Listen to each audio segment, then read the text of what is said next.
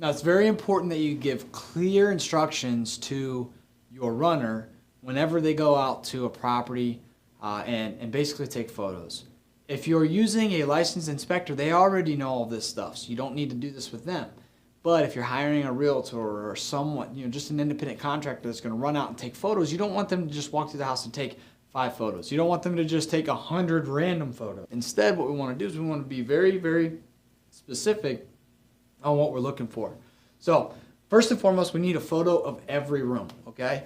Then we want to get a close-up of any items that need fixed. If there's a hole in the wall, you need to go up, get close, take a picture of the hole. If you see a wire hanging from the ceiling, take a picture of the wire. If you see the flooring is buckled here, take a picture of the flooring. That's all very important. We don't want to hide anything. We want to expose everything. That way our buyers can make the best buying decision sitting on their computer looking at the photos we send them. Next, we want to get a close-up of all of the major mechanicals.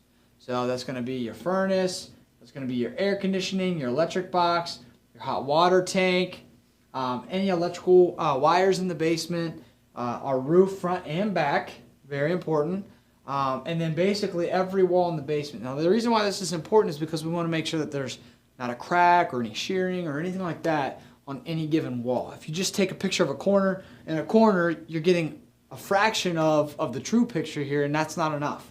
We got to get the whole wall, and if there's a crack in the wall or any shifting of any sort, tell them to go up and take a close picture. Next, we want to make sure we get a picture of the garage. We want to make sure that we get a picture of the front and backyard, and the front and the back of the house, okay?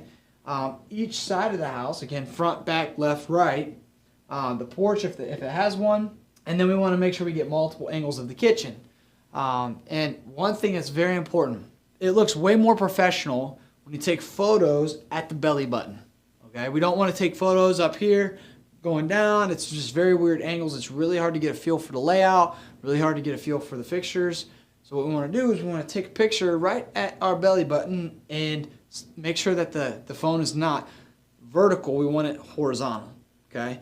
When it's horizontal, we get a wider image, and we don't need to go, the ceiling and the floor is not normally the largest part of the room. It's more so the wall that spans the furthest length. So we want to make sure we hold our camera sideways at our belly button to take pictures.